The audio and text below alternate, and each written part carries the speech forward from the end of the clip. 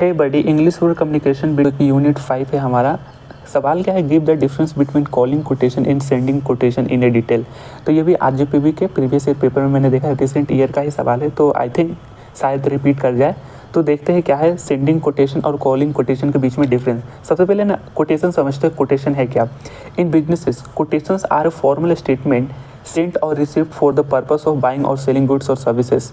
तो ये एक तरीके का ना फॉर्मल स्टेटमेंट या फिर एक तरीके का बोल सकते हैं एक फॉर्मल डॉक्यूमेंट्स होता है, ठीक है, जो सेलर या बायर और सेलर के बीच में सेंट या रिसीव किया जाता है कि पर्पस क्या होता है, गुड्स और सर्विसेज को बाई और सेल करने के लिए। यानी कि एक तरीके से इसको हम बिडिंग बोल सकते हैं। जैसे बायर जो है एक फॉर्मल डॉक्यूमेंट्स सेलर को भेजेगा कि आप अपना कोटेशन को सबमिट करें। यानी कोटेशन का मतलब एक तरीके से बिड, एक तरीके से प्राइसेस बोल सकते हैं, ठीक है ना। किसी प्रोडक्ट या सर्विसेज की एक तरीके की प्राइसेस को बोलते हैं कोटेशन। तो बायर जो है एक फॉर्मल डॉक्यूमेंट्स में सेलर्स को भेजेगा कि आप अपना कोटेशन सबमिट करें, ठीक है, कि मुझे इतने प्रोडक्ट्स या इतने सर्विसेज की जो रिक्वायरमेंट है। इसी तरीके से सेलर भी भेजेगा, जब बायर ने भेजा फिर बाद में जब सेलर ने रिसीव करा तो फिर सेलर भी भेजेगा बायर को एक फॉर्मल डॉक्यूमेंट्स के रूप में कि ये मेरी प्रोडक्ट, ये मेरी सर्विसेज है, इतने प्राइसेस है, मेरे टर्म्स कंडीशन ये है। तो ठीक है, तो ये एक सेल करने का किसी भी गुड्स और सर्विसेज का एक तरीका होता है जिसको हम डॉक्यूमेंट्स के रूप में सबमिट करते हैं, एक दूसरे को सेंड या रिसीव करते हैं, तो उसको हम कोटेशन बोलते हैं, ठीक है। और अच्छा, एक सवाल और भी आता है कि एग्जाम में कि कोटेशन और टेंडर में अंतर क्या है। तो देखिए, टेंडर भी एक तरीके का फॉर्मल इन्विटेशन ही होता है या फिर फॉर्मल स्टेटमेंट ही होता है, लेकिन वो कोई ना बिग ऑर्गेनाइजेशन या जैसे गवर्नमेंट है ना वो इशू करती है पब्लिक में। जैसे कोई गवर्नमेंट को रोड बनवानी है या फिर हॉस्पिटल बनवाना है तो उसके लिए वो एक टेंडर नोटिस पब्लिक में इशू कराएगी। अब जो है कोई रिक्वायर्ड वेंडर्स या सप्लायर जो भी होगा वो उस नोटिस को एक्सेप्ट करेगा जिसमें टर्म्स कंडीशन प्राइसेस सारी चीज़ें लिखी रहती है। फिर वो गवर्नमेंट का दिया हुआ ऑफर को जो है कॉन्ट्रैक्ट साइन कर लेता है और वो अपना काम चालू कर देता है।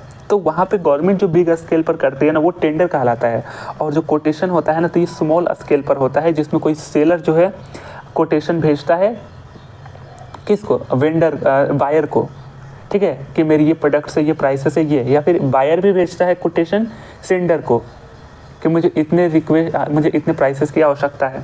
तो कुछ इस तरीके से भी डिफरेंस भी आते हैं कोटेशन और टेंडर में, तो उसको भी आप ध्यान में रखना, ठीक है। तो कोटेशन का मतलब समझ गए ना। अब आता है difference between sending quotation and calling quotation. Calling quotation किसको बोलते हैं, कॉलिंग मतलब कि जो बायर जो है ना, देखिए इसको मैंने ना 6 पैरामीटर्स में डिफ्रेंशिएट किया है। पहला इसका मीनिंग क्या है, दूसरा इसका इनिशिएशन कौन करता है, तीसरा इसका पर्पस क्या होता है, चौथा इसका कंटेंट, पांचवा इसका लेस फॉर्मल होता है और छठा होता है कि डायरेक्शन ऑफ कम्युनिकेशन।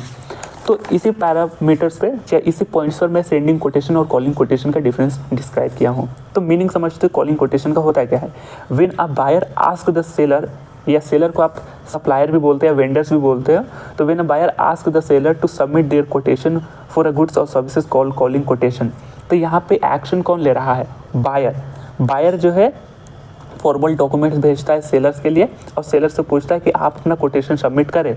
तो बेसिकली ना बायर ना एक तरीके से यहाँ पे एक रिक्वेस्ट करता है सेलर से कि आप अपने सर्विसेज या प्राइसेस को बताइए, उसका दाम बता सकता है, ठीक है, उसके टर्म्स कंडीशन हो सकता है, ये होता है कोटेशन।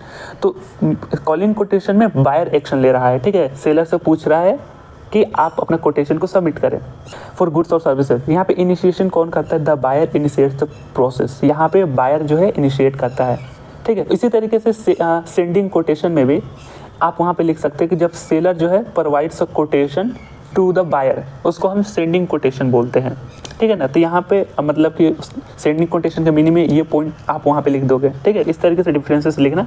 इनिशिएशन में बायर इनिशिएट्स द प्रोसेस, उसके बाद सेंडिंग कोटेशन में कौन इनिशिएट करता है, सेलर, ठीक है। इस तरीके से पर्पस क्या होता है, जो कॉलिंग कोटेशन जो बनता है इसका मेन पर्पस क्या होता है, देखिए, to comparing the rate and choosing the best supplier. यहाँ पर ना जब ये कॉलिंग कोटेशन ना एक तरीके के रिक्वेस्ट भेजता है, कॉलिंग कोटेशन में जो बायर जो है एक तरीके से रिक्वेस्ट करता है सेलर से कि प्रोडक्ट और सर्विसेज का दाम बताइए, तो इस हिसाब से वो डायरेक्ट खरीद नहीं लेता है। जो कॉलिंग कोटेशन में होता है वो डायरेक्ट खरीद नहीं लेता है, वो सबसे पहले रिक्वेस्ट करता है, तो वो अपनी टर्म्स कंडीशन प्राइसेस बताते हैं ना सेलर। तो इस तरीके से जो कॉलिंग कोटेशन का एडवांटेज ये हो जाता है, पर्पस ये हो जाता है कि हम प्राइसेस के रेट को कंपेयर कर सकें, ठीक है, और चूजिंग द बेस्ट सप्लायर, ठीक है ना। उसके बाद कंटेंट क्या होता है, तो it is request for information. यहाँ पर ये डायरेक्ट खरीदारी नहीं होती है। जो कॉलिंग कोटेशन का मेन पर्पस ये होता है कि हम एक रिक्वेस्ट कर पाए, ठीक है। It is request for information, जो भी टर्म्स कंडीशन है, जो भी प्राइसेस है वगैरह वगैरह, वो एक तरीके से हमें सिर्फ मिल जाए, बायर को चाहिए कि हमें सिर्फ मिल जाए, तब वो डिसाइड करता है कि बेस्ट सप्लायर कौन है, फिर बाद में किसी दिन खरीद लेंगे, ठीक है ना। इसके बाद वाला पॉइंट है लेस फॉर्मल। हाँ, जो आपका कॉलिंग कोटेशन होता है it is quite less formal, simply ask for the detail, ये थोड़ा सा फॉर्मेलिटी इसकी कम होती है। उसके बाद डायरेक्ट ऑफ कम्युनिकेशन, तो यहाँ पे होता है send from buyer to seller, यानी बायर भेजता है सेलर को। अब आते हैं सेंडिंग कोटेशन, पॉइंट्स वही है ना, आप समझ रहे हो ना। सेंडिंग कोटेशन का मीनिंग क्या होता है? When a seller provides a quotation to the buyer for goods and services called sending quotation. तो यहाँ पे सेलर जो है कोटेशन प्रोवाइड करता है। यहाँ पे एक पॉइंट आप ध्यान में रखना, देखिए मैंने बताया कि जो आपका कोटेशन होता है वो किसी भी सर्विसेज का या किसी भी प्रोडक्ट्स के बीच में बाय और सेल करने का काम करता है एक फॉर्मल स्टेटमेंट के रूप में, ठीक है, जो कि स्मॉल स्केल पर होता है। और टेंडर जो होता है बिग स्केल पर होता है, बिग कंपनी या फिर गवर्नमेंट इशू करती है लेटर को। अच्छा, जो कोटेशन तो ये हमने देख लिया, लेकिन देखिए जो आपका कॉलिंग कोटेशन होता है ना, कॉलिंग कोटेशन और सेंडिंग कोटेशन, तो कॉलिंग कोटेशन में रिक्वेस्ट फॉर होता है, रिक्वेस्ट फॉर इन्फॉर्मेशन होता है। ध्यान से देखना, ये डायरेक्ट खरीदारी नहीं कर रहा है कॉलिंग कोटेशन, ये रिक्वेस्ट फॉर इन्फॉर्मेशन होता है, यानी एक फॉर्मल डॉक्यूमेंट भेजेगा इसको और सेंडर से पूछेगा कि आप अपना कोटेशन सबमिट करें। लेकिन जो सेंडिंग कोटेशन में होता है ना, सेंडिंग कोटेशन में सेलर अपना खुद कोटेशन बताता है, ये कॉलर से रिक्वेस्ट नहीं करता, मतलब कि ये बायर से रिक्वेस्ट नहीं करता, ये अपना ही खुद एक तरीके का कोटेशन बता देता है। कोटेशन मतलब कि वही प्राइसेस, टर्म्स एंड कंडीशन वगैरह वगैरह, ठीक है ना। तो सेलर डायरेक्ट बता देता है बायर को, और जो कि बायर जो होता है वो रिक्वेस्ट करता है, ये अपना नहीं बताता है कि बायर ये नहीं बताता है कि हमें, ये रिक्वेस्ट करता है, सिर्फ ये नेगोशिएट नहीं करता है कि मुझे इतने प्राइसेस चाहिए, इतने चाहिए, उतने चाहिए, नहीं। अगर इसको उसी दाम पर अगर 4 वेंडर से 4 सप्लायर से बात करें, जिसको अच्छा लगे तब ये खरीदता है। तो ये रिक्वेस्ट फॉर इन्फॉर्मेशन होता है कॉलिंग कोटेशन में, बायर रिक्वेस्ट फॉर इन्फॉर्मेशन करता है, और सेंडिंग में ये डायरेक्ट आपको कोटेशन ये खुद डिसाइड करके भेज देता है, ठीक है। तो एक बार ध्यान में रखना, बायर कोटेशन, कॉलिंग कोटेशन में रिक्वेस्ट फॉर कोटेशन और सेंडिंग कोटेशन में प्रोवाइड कोटेशन। तो यहाँ पे मीनिंग आपने समझ गए ना कि when seller provides a quotation to the buyer for goods and services called sending quotation. Initiation कौन करता है? The seller sends after receiving the request. तो यहाँ पे इनिशिएशन सेलर करता है, ठीक है। उसके बाद पर्पस क्या होता है? To provide details of price, terms and condition for goods और सर्विसेज। यहाँ पे ये रिक्वेस्ट नहीं करता है, सेंडिंग कोटेशन में जो सेलर या वेंडर ये रिक्वेस्ट नहीं करता है, ठीक है, आप मेरे सामान या सर्विसेज को खरीदो, वो डायरेक्ट आपको एक कोटेशन बता देता है, ठीक है। तो to provide details, price of, terms and condition वगैरह वगैरह फॉर गुड्स और सर्विसेज। कंटेंट क्या होता है कि it provides the actual information that request, ये रिक्वेस्ट नहीं करता है, जैसे मैंने अभी बताया, ये एक्चुअल इन्फॉर्मेशन को प्रोवाइड कर देता है। कंटेंट के पॉइंट में आप लिखना, जबकि यहाँ पे देखिए इसके कंटेंट में क्या होता है, रिक्वेस्ट फॉर इन्फॉर्मेशन था कॉलिंग कोटेशन में।